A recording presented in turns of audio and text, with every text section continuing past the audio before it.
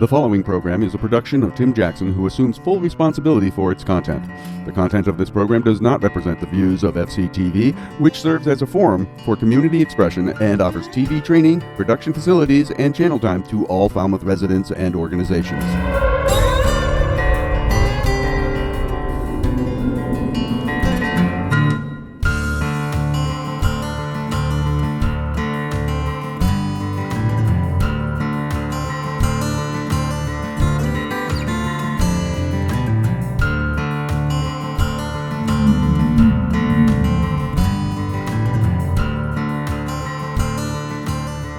Good evening, and welcome to another episode of the History and Heritage of West Falmouth. I'm your host, Tim Jackson. This program is a result of the hard work of the West Falmouth Library staff, especially the research librarian, Renee Voorhees. Let's join Renee's slideshow about the Bowman, Bowerman, Bourman family, just one of the founding families of West Falmouth. Here's Renee. I want to welcome everybody. We're in the process of bringing up a few more chairs. I will be careful not to go over tonight when it comes to the talk and the slides that I'm going to be sharing with you, because we're on a bit of a tight schedule. I know not all of you may be doing all three events in this event. You're more than welcome to skip one, hopefully not this one. And then come back later for the reception. I know that we have a memorial across the street. Some of you may be attending that after this. I will introduce myself. I am Renee Voorhees. I was the director here 12 years ago. And I came back to help Pam Olson during the construction project and worked a few hours a week. Well, that few hours is now 3 days, and I have been put in charge of the archives. You may not know that when they did the renovation, they built a room especially for archives. And so the Bowerman Bowman collection, which also includes substantial different information, is the largest collection. There are 28 boxes of artifacts, genealogies, photographs, pictures, journals. And so we will be highlighting some of those tonight in the talk. Also, we have things set up on display. In the back of the room, there's a few documents on display. I'll refer to those a little bit during the talk. On the glass top table, we have documents slid underneath the glass top so you can take a look.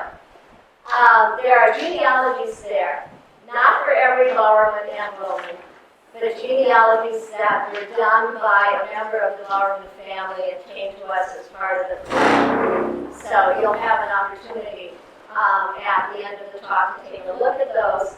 If not, you'll have an opportunity after the tour of the meeting house to come back. But this is basically the schedule.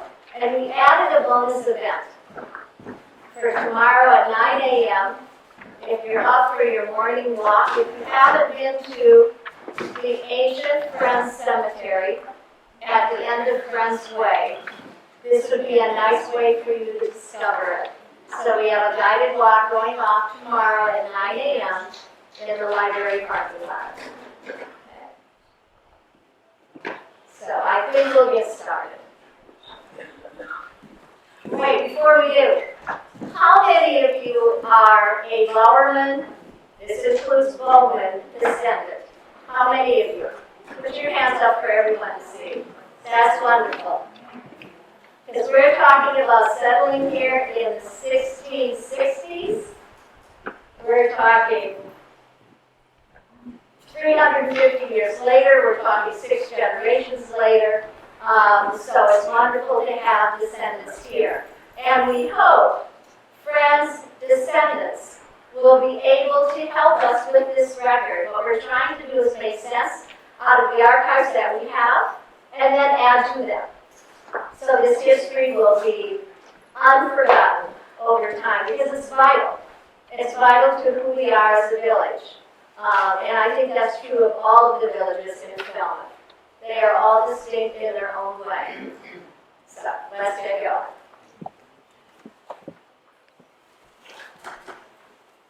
First, I want to thank, and I'm going to have people identify themselves, except Ben is pushing chairs. This has been Coffin. In the archive case, we have artifacts from his home that date to the early 1700s. The archive cases are in the back, on the back access to the library. So you need to make sure you stop there and take a look at that. I have also had help with research, because whenever you do genealogy, you grab that string and the next thing you know, the skirt's fully unraveled. So I always need people to double check facts, take a look at this, make the connection for me. So those people, David Young, you can wave at people, Abigail Young, and Erica Adams. I lost her. Oh, she's in the back.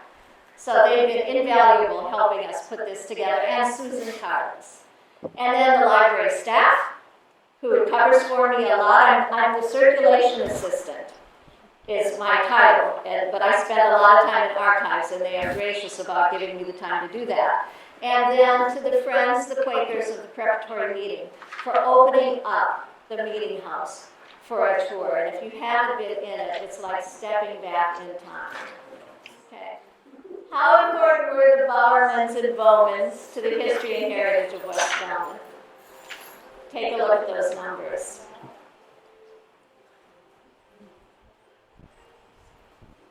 And then also look at Swift and Gifford, because you can't talk about Bowerman without talking about Swift and Gifford, because those family lines cross multiple times. And we thought this would be a good place to start, because I didn't realize Bowmans were Bowermans until Fred Bowman walked in and saw my chart about this 2-year grant that we wrote, and he turned around and he looked at me and he goes, "You know, we're the same." And I go, "What?" He goes, "It's the same family." I go, "Bowmans and Bowermans are the same?" He goes, "Yeah." He says, "You only have 4 founding families, not 5. And that's how I advertised it.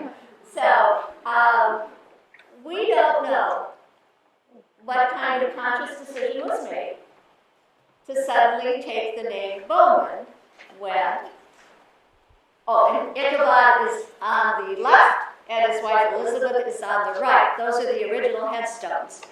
We don't know who erected. You do. Who did? I did that stuff. You did. And was there a reason? Was that? Well, I asked my father back. We used to go to Hill Time to really know much about the past at all. Yeah. And he heard way back, he's talking about illusion. That's back, let's see, for me, it'd be 1, 2, 3, 4, 5, at least 5 generations back for me. Yeah. Or 6. Yeah. That Ichabod was on a bomber. Changed the name home. I just want my father's memory. Do you have a family Bible that would show that? I have one of the small pieces of it. Because the meeting records say that Ichabod was the son of Judah Bowman. Right. Yeah. Ichabod had a brother died, and that's why he named his next or the son of Judah. You know that. No, Ichabod's father Was Judah. was Judah Bowman. Right, yes, right. So how does that make Ichabod born Bowerman? Because he was, Judah was a bomb. Not according to the meeting records. He was a Bowman. No, that was the one, that's, it's 2 Judas. Oh, yeah, I'm All sorry. right, Yeah. that's Ichabod's son, is Judah. It goes back from me, it goes back, my father, Roger, Robert, Evan, Judah, Ichabod. And then Judah again. Okay. Yeah. All right? So you two need to talk. And let us sort it out for me. All right. we can talk about Ichabod. Yes, it's in here. It is in here. And so then that's just another photograph, and it's a beautiful thing to have done, yes. Can I just add to that, because my daughter and my mother were really into genealogy. Yes. But the first Bowerman was really Thomas, Bourman. There you go. September 1648. Yeah, That's it. yeah, we're coming. This is where it all started. All right, and initially, the name was recorded in different places at different times with all of these spellings. And then Amos Otis, that's a good resource to browse for information, wrote this about Thomas Bourman, Bourman.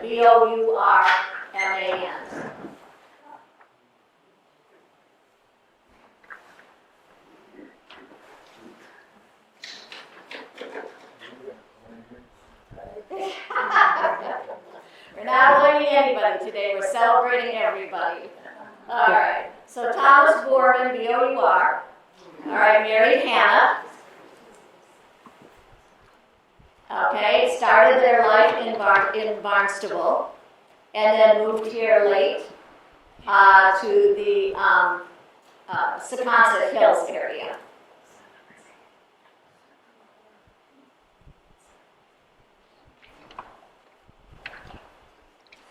You know that thread I was talking about? When I saw this, Samuel slain at Rehoboth, what's that all about? So then I did a little bit of research, and then I found another explanation in the Amos Otis book. And this is interesting. I'm going to give you a minute to read this, because it talks a little bit about that dynamic of living, you know, those first settlers on the Cape and the native population.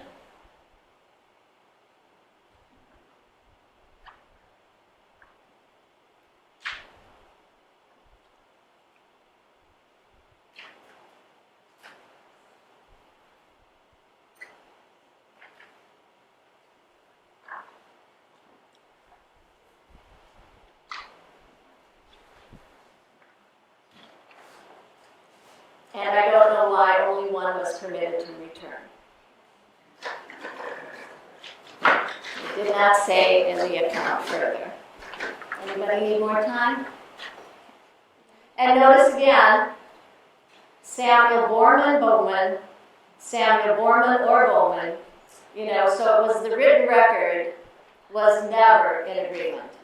Okay, these are genealogies that were done by a member of the Bowerman family and are part of the archives. I have about maybe 5 generations of those genealogies under glass over at that table so you can take a closer look. And now we are relying on the information that came directly from the family. I did not substantiate this anywhere. So Thomas Bourman, once again, the father, living in Barnstable, was granted lands in Secaucet in 1661.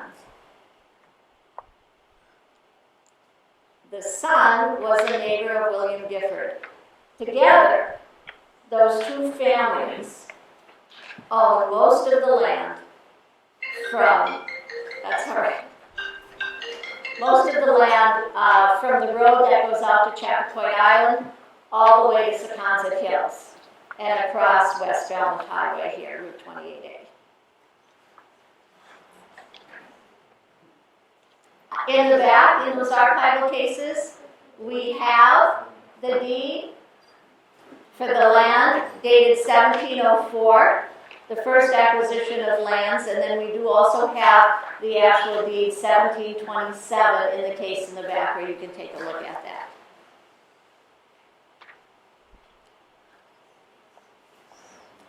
And the house was built in 1688 and inhabited by Bowerman or a descendant until 1963. Now this is just the written record again. You can get an idea. I mean, this name, I guess, had been difficult for anyone who was doing any recording. So now we're back to the B-O-U-R spelling, M-A-N, son of the second Thomas.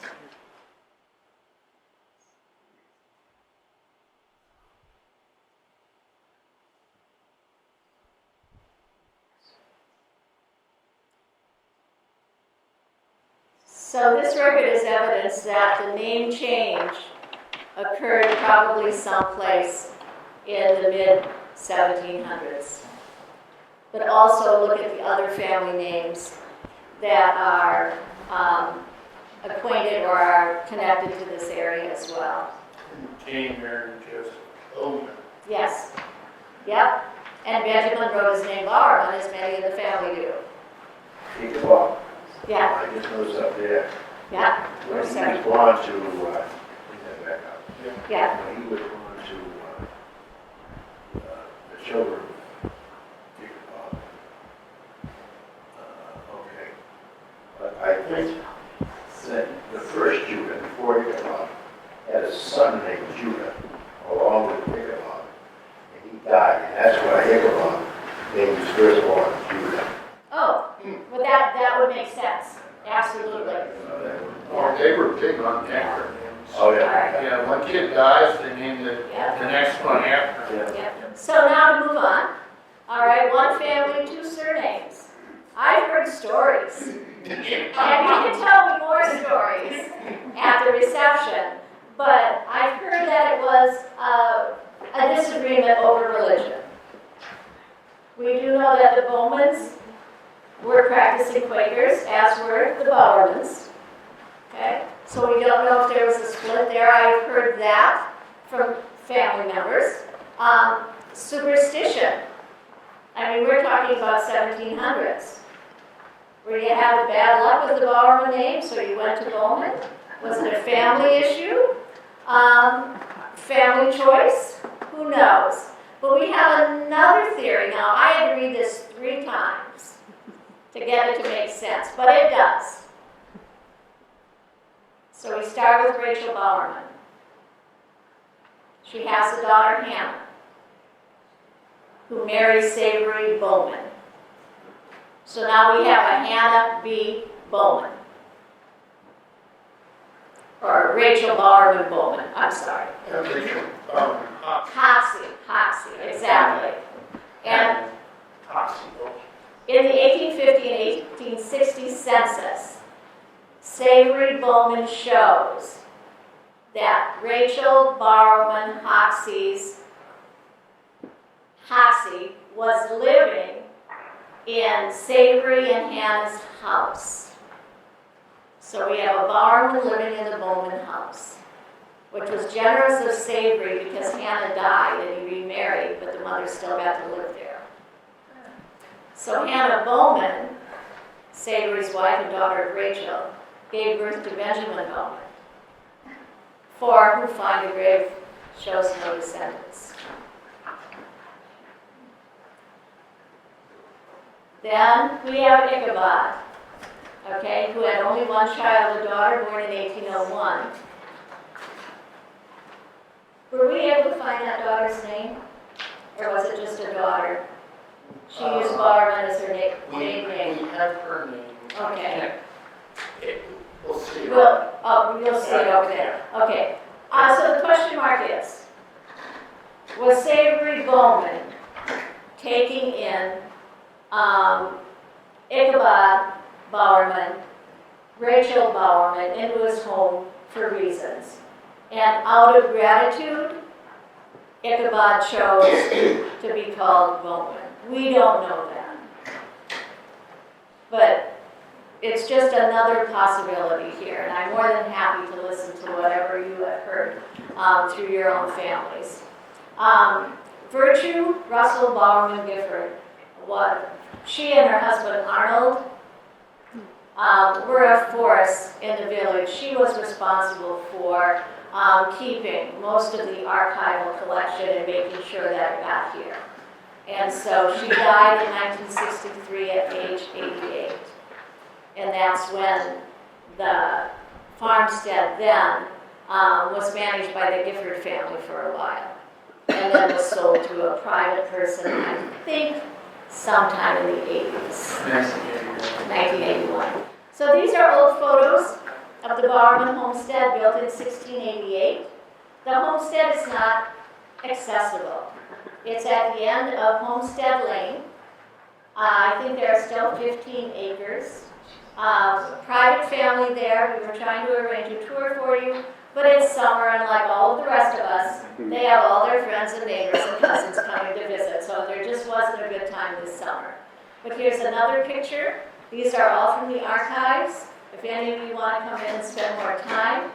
Here's another picture that shows the sheep farm.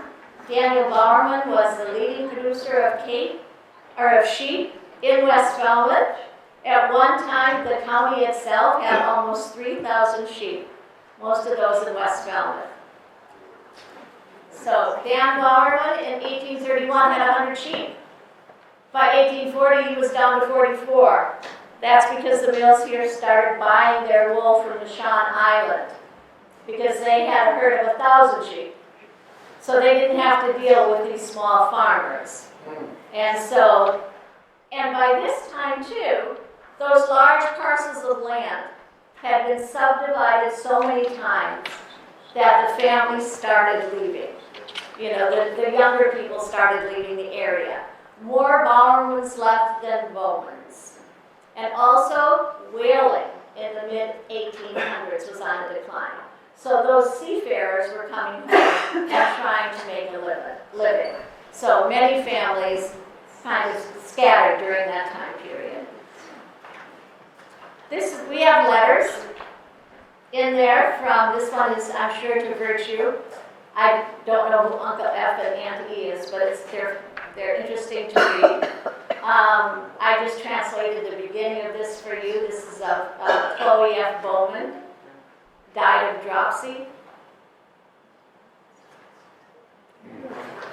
Yeah, So it's what well, the symptom was edema, so we look at it now as congestive heart failure. Mm-hmm. And then, if we're going to acknowledge a Bowman, Fred Bowman is probably the person that deserves some recognition. He was a contractor and built at least 100 homes in Falmouth, West Falmouth, and Martha's Vineyard. He built the library. He built the current Methodist Church. And someone said he built both of the Swift residences across the street. I can't confirm that. But both Emerson House and the funeral home, those were both Swift residences.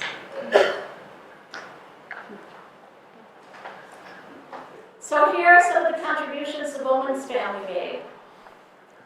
It was interesting to me, when I took a look at this, that the Bowmans tended to go towards the trades and the crafts. And there are more Bowmans, I'm sure, that we should be celebrating, but these are just a few. And the Bowermans, if you take a look, we see farming, we see manufacturing, we see politicians, we see investors and carpenters. And the Bowermans left here and went to Wisconsin, California, New York. Bowmans went northern New England, but many stayed here, which is why we have so many descendants.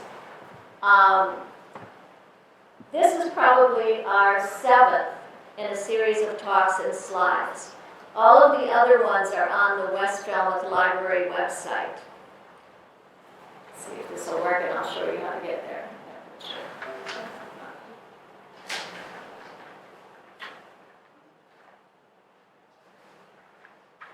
While you're doing that, you mentioned the name of Prince Gifford Bowerman. And I know the first name Prince started with the Giffords. Does anyone have any idea why a Quaker would name their son Prince? I don't know if there was more than one prince in the family. Oh, yeah. No, this history is intriguing, certainly. When you think about, and we have done talks on the Quakers arriving in West Falmouth, about their migration here. We've talked about the economy, that everything is on the website during the 1800s. We mentioned whaling, so there's a lot of information there. the artifacts around the corner and the two cases if you walk out the back way.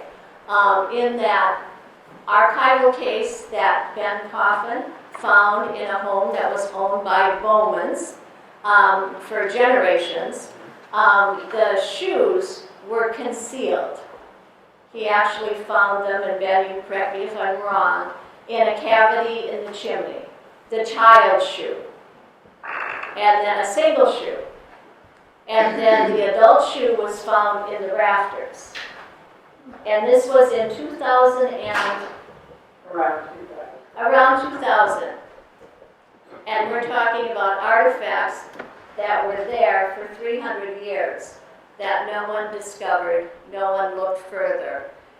There's a jacket that would have been worn by pilgrims on display there. To get back to the shoes, why did they hide them? There is a whole superstition, and it went from Europe to England, and then they brought it here to North America, and especially the East Coast, that if you wish to keep evil out of a house, if you concealed a shoe, you would protect yourself and all the inhabitants in it. There is a concealed shoe museum branch in outside of London. It's over there, and they register every concealed shoe discovery. They have almost 3,000 concealed shoes that have been found all over Europe, the U.S., Canada, Australia. So you can think about wherever explorers went from Europe or from England, they were bringing this superstition or this tradition with them. So on the library website too, you can look, and there is a link to a paper on concealed shoes, so you can find out more about them. What about socks, Boston washing machine? No, I'm sorry, that doesn't do you any good at all. Also, for those of you that are Bowerman descendants or just interested in West Falmouth history, I'm just showing you a copy of the book that we have that talks about the collection.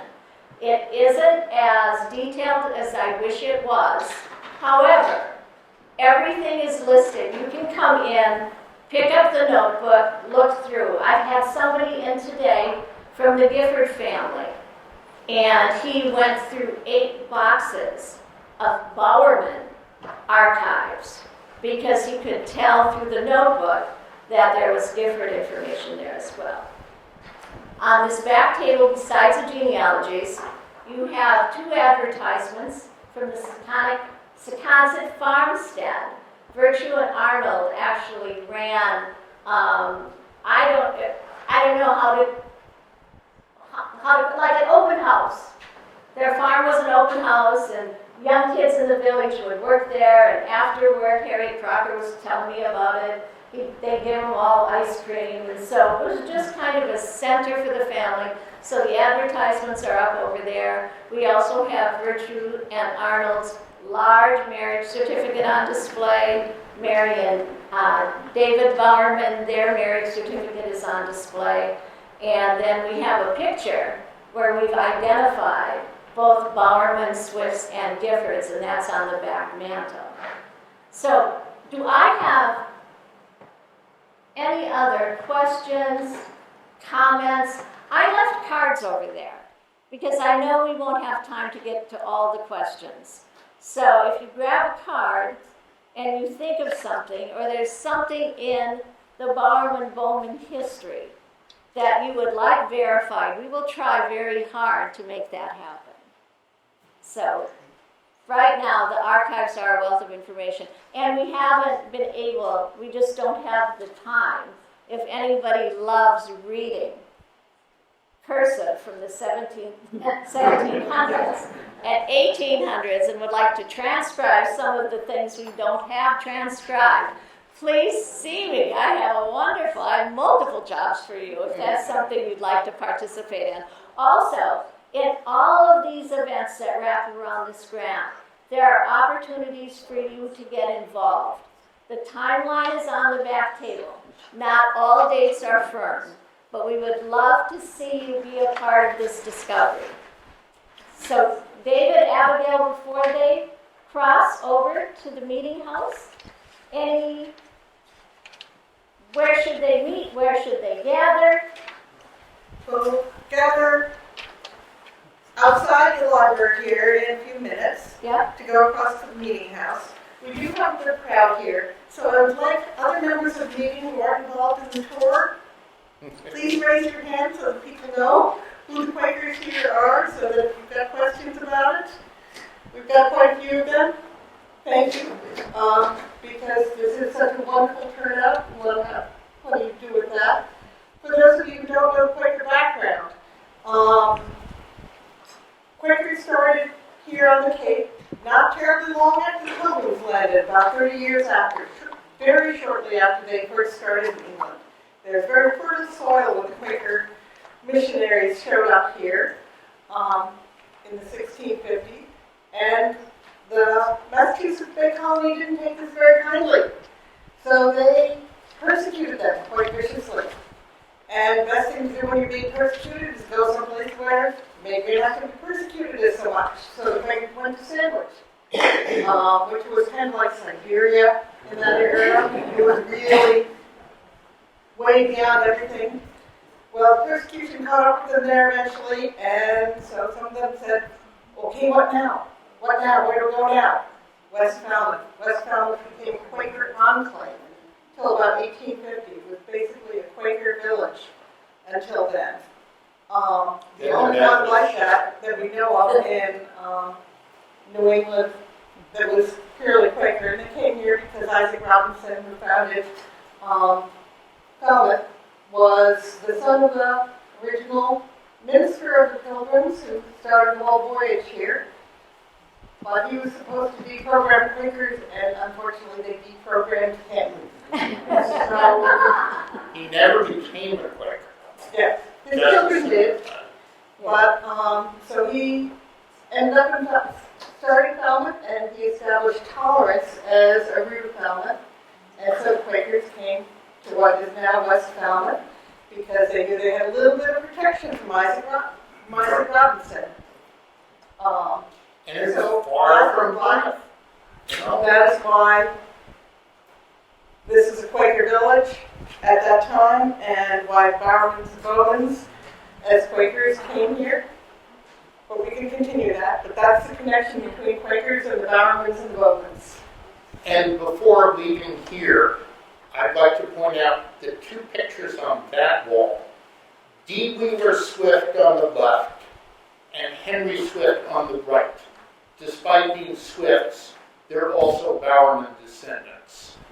And they were apparently the big guys in the meeting in the late 19th century.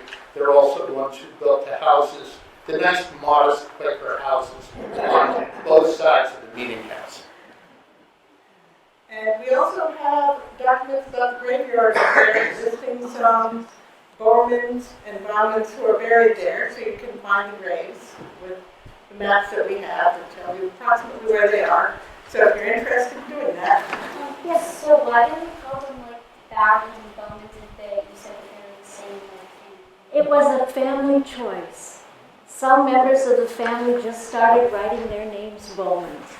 And so when they had children, those children, despite the fact that they are all descended from the same two people, both all the Bowermans and Bowmans, kept the Bowman name.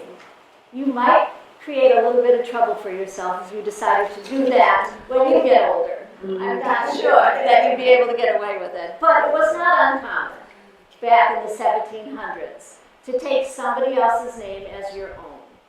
Okay? Yes?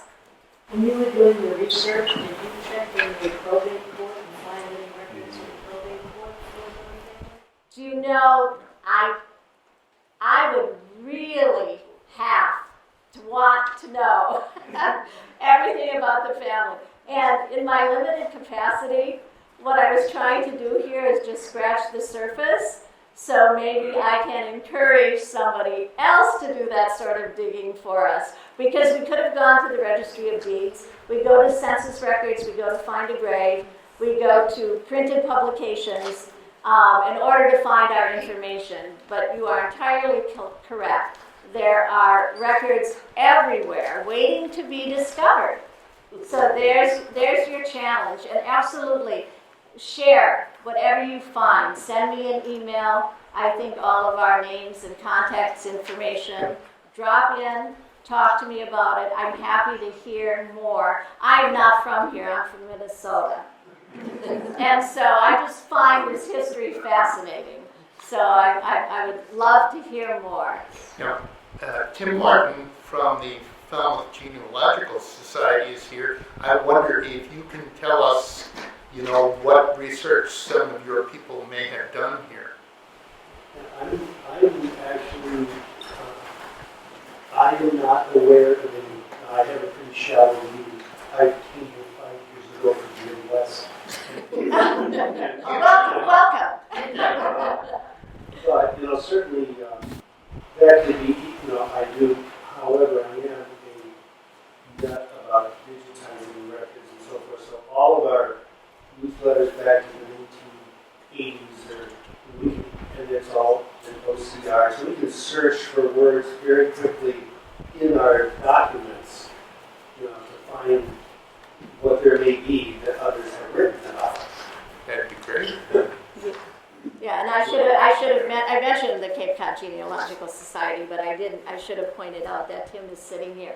And at the Falmouth Public Library, is it every Thursday at 2 p.m.? No? So it's Tuesday at 2 p.m. Tuesday at 2 p.m. have genealogists on site. So if you have a question that can't be answered, they're more than happy to help you with your own genealogical research. And perhaps I'll go there on Tuesday and ask why we have Bowermans and Bowmans and put it in their court. All right. Thank you very much for coming. I will see you back here at 8. We have sandwiches, veggie dip, little wine. Quakers, I'm sorry, but we have a little wine. And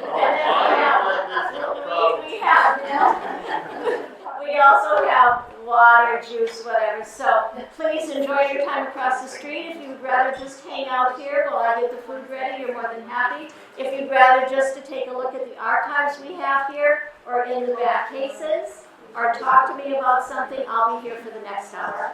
Okay? And